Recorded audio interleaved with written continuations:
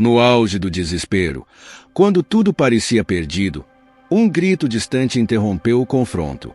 Uma figura apareceu na entrada da cabana. Era Renata, ensanguentada e visivelmente ferida, mas viva. "Ele não é o que parece", gritou ela, com a voz rouca e cheia de desespero. "Vocês não entendem. Ele não é humano." O assassino, ao ouvir a voz de Renata, parou subitamente. Pela primeira vez desde que o grupo o encontrara, ele parecia hesitar. Renata se aproximou com dificuldade, e os amigos, atonitos, assistiram enquanto ela tentava se explicar. "Esse lugar", começou ela, com a voz fraca, "não é apenas um deserto. É uma armadilha, uma prisão. Ele é parte disso." O grupo ficou paralisado. O que Renata estava dizendo não fazia sentido, mas ao mesmo tempo explicava o comportamento implacável do assassino. Ele não estava apenas os caçando. Ele era o guardião de algo muito maior e muito mais terrível. "Precisamos sair daqui, agora", insistiu Renata, ofegante. Com a revelação de Renata, o grupo percebeu que sua luta não era apenas pela sobrevivência contra o assassino. Eles estavam presos em algo muito mais sinistro. O deserto não era apenas um cenário, era uma armadilha sobrenatural. E o assassino era a chave para escapar. A tensão no ar era quase palpável. Renata, ainda ofegante e visivelmente abalada, caiu de joelhos dentro da cabana. O silêncio do grupo era uma mistura de choque e confusão. Ninguém sabia o que pensar sobre o que ela acabará de dizer. O assassino, parado na entrada, observava a cena como se estivesse aguardando algum tipo de comando invisível. "Como assim? Ele não é humano." Pedro quebrou o silêncio, a voz trêmula. "O que você está dizendo, Renata?" Renata tentou se levantar, ainda sentindo o peso das feridas que carregava. Seus olhos estavam vidrados, mas sua determinação era clara. Eu vi coisas, Pedro. Quando me afastei de vocês, ele me perseguiu, mas não conseguiu me pegar. Enquanto fugia, entrei em um lugar, uma espécie de caverna. Foi lá que descobri o que está acontecendo aqui." Todos no grupo estavam em choque, tentando processar as palavras de Renata. Gabriela se aproximou, tentando ajudar a amiga a se levantar. "Onde está essa caverna? Que tipo de lugar é esse?" Renata respirou fundo, tentando organizar seus pensamentos antes de continuar. "Esse deserto é uma espécie de limbo, um lugar fora do tempo, uma armadilha construída para manter todos que entram presos. E ele", apontou para o assassino, que ainda não havia se movido, "é o guardião desse lugar. Ele não vai parar até que todos estejamos mortos." O grupo olhou novamente para o assassino, que agora parecia mais uma figura de pesadelo do que uma pessoa. As palavras de Renata começaram a fazer sentido, ao menos dentro do contexto absurdo que viviam. A sensação de perseguição, a impossibilidade de encontrar saída, o comportamento incansável do assassino, tudo apontava para algo muito maior do que simples loucura. "Então, como saímos daqui?" perguntou Lucas, apertando a arma nas mãos, mesmo sabendo que ela não faria diferença contra o que quer que estivessem enfrentando. Renata olhou para ele, sua expressão grave. "Há uma única maneira. Precisamos chegar até a caverna de onde eu vim. Lá existe uma saída, mas só podemos acessá-la se conseguirmos derrotar o guardião." Pedro olhou para o assassino, que permanecia imóvel, como se aguardasse o próximo movimento do grupo. Ele sentiu um frio na espinha ao perceber que aquele ser era muito mais do que um simples homem. "E como derrotamos algo que não é humano?" "Há um ponto fraco", disse Renata, com a voz trêmula. "Ele não pode ser derrotado fisicamente, mas pode ser enfraquecido. Na caverna, há algo que o liga a este lugar. Se conseguirmos destruir essa conexão, ele será vulnerável." "E onde fica essa caverna?" Ricardo perguntou, com o olhar desconfiado.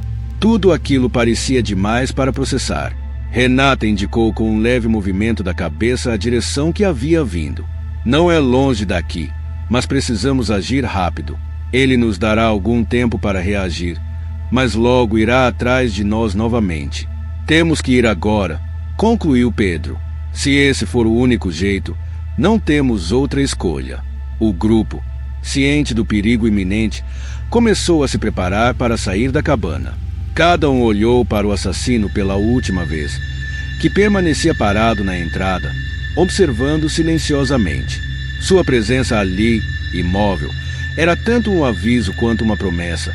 Ele viria atrás deles, mais cedo ou mais tarde, e quando o fizesse, não haveria piedade. A noite no deserto era implacável. A areia fria sob os pés e o vento cortante dificultavam a caminhada, mas Pedro, Gabriela, Lucas, Ricardo e Renata não tinham outra escolha.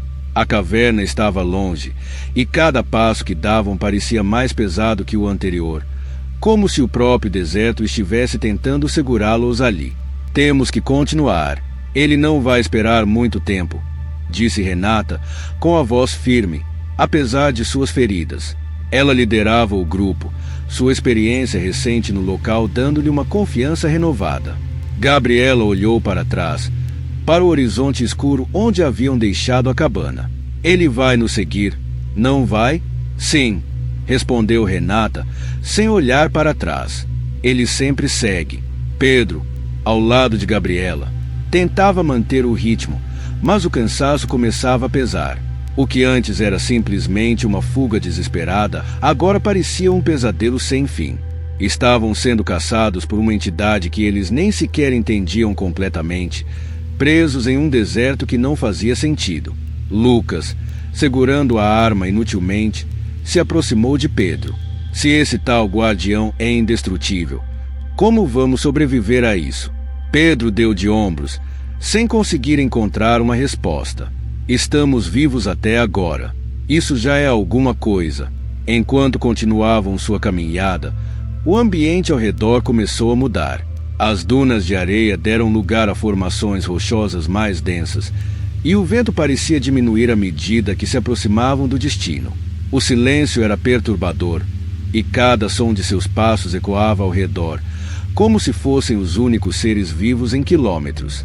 Estamos chegando, anunciou Renata, apontando para uma formação rochosa no horizonte. A caverna fica ali, apontou Renata. Gabriela franziu a testa, tentando enxergar através da escuridão. Como você encontrou isso sozinha?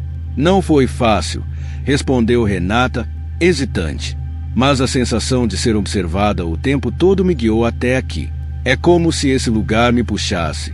O grupo avançou em direção à caverna, que parecia se esconder em meio às rochas. A entrada era pequena, quase imperceptível no meio da paisagem desolada. Pedro foi o primeiro a se aproximar, e a sensação de frio e claustrofobia tomou conta dele. O ar dentro da caverna era pesado, como se ali o tempo passasse de maneira diferente. Temos que ser rápidos, alertou Renata, entrando logo atrás de Pedro. Quanto mais tempo passarmos aqui, mais forte ele se torna. Já estando dentro da caverna, o ambiente era sufocante. As paredes eram úmidas, e o teto baixo dava a sensação de que tudo poderia desabar a qualquer momento. O grupo avançou com cuidado, guiado por Renata, que parecia saber exatamente onde estavam indo. Conforme adentravam a caverna, uma luz fraca começou a emanar de um ponto mais profundo. Pedro se aproximou, tentando entender o que estava acontecendo. No centro de uma pequena câmara, havia algo que não parecia pertencer àquele lugar. Uma antiga estátua de pedra, coberta de símbolos estranhos, com uma energia pulsante emanando dela. É isso, disse Renata, com os olhos fixos na estátua. A ligação dele com o deserto. Vamos destruí-la. Lucas se aproximou da estátua, hesitante. E como destruímos isso? Renata tirou uma pequena pedra de seu bolso, algo que ela havia encontrado anteriormente enquanto explorava a caverna. Com isso, a chave que desfaz a ligação. Quando eu o feri antes, consegui pegar isso. Gabriela, olhando fixamente para a estátua, podia sentir uma força estranha no ar, como se algo maior estivesse presente ao redor deles. Isso vai funcionar? Renata deu um leve sorriso, com uma expressão cansada. Tem que funcionar. Pedro olhou para Renata e, com o aceno de cabeça, deu permissão para que ela prosseguisse. Renata colocou a pedra na base da estátua e o ar ao redor começou a vibrar. Um som grave ecoou pela caverna, como se algo estivesse sendo rompido. Mas antes que pudessem reagir, um grito de raiva ecoou pelo deserto. O assassino estava vindo. O chão da caverna começou a tremer violentamente enquanto a estátua pulsava com uma energia cada vez mais intensa. Pedro, Gabriela, Lucas e Ricardo se prepararam para o confronto iminente. Sabiam que o assassino não permitiria que destruíssem sua conexão com o deserto sem lutar até o último segundo. Ele está chegando, gritou Lucas, enquanto o som dos passos pesados do assassino ecoava do lado de fora da caverna. Renata olhou para o grupo, determinada. Não podemos recuar agora. A estátua já está enfraquecida. Só precisamos de mais tempo. O assassino apareceu na entrada da caverna, seus olhos ardendo com uma raiva quase sobrenatural. Ele avançou com a mesma determinação implacável de antes, mas algo estava diferente. Sua postura indicava que a ligação com a estátua estava afetando sua força, tornando-o mais lento e vulnerável. Pedro, percebendo a mudança, tomou a frente, brandindo a barra de ferro. Ele não é invencível agora. Temos que segurá-lo até que a estátua seja destruída completamente. O grupo se armou com o que podia encontrar e o confronto começou. O assassino atacou com fúria, mas seus movimentos estavam menos precisos do que antes. Ele ainda era incrivelmente forte, mas o tempo estava trabalhando contra ele. Gabriela e Ricardo tentaram distraí-lo, enquanto Lucas e Pedro se revezavam para atacá-lo com todas as suas forças. Cada golpe que o assassino desferia parecia mais desesperado, como se soubesse que estava ficando sem tempo. Enquanto isso, Renata, concentrada, observava a estátua. Ela podia ver pequenas rachaduras começando a se formar ao redor da pedra, sinal de que o processo estava quase completo. Mas o assassino, percebendo que sua conexão estava enfraquecendo rapidamente, lançou o último ataque desesperado. Com uma força sobre-humana, ele derrubou Lucas no chão e avançou sobre Renata, determinado a impedir que ela completasse a tarefa. Pedro, vendo o perigo, correu em direção a Renata, colocando-se entre ela e o assassino. O impacto foi brutal, mas Pedro conseguiu segurar o assassino tempo suficiente para que Renata finalmente completasse o ritual. A estátua explodiu em uma luz ofuscante, e o assassino gritou em agonia. O som do grito reverberou pela caverna, e o corpo do assassino começou a se desintegrar lentamente, como se estivesse sendo puxado para outro plano de existência. A energia que mantinha o deserto aprisionado finalmente se dissipou.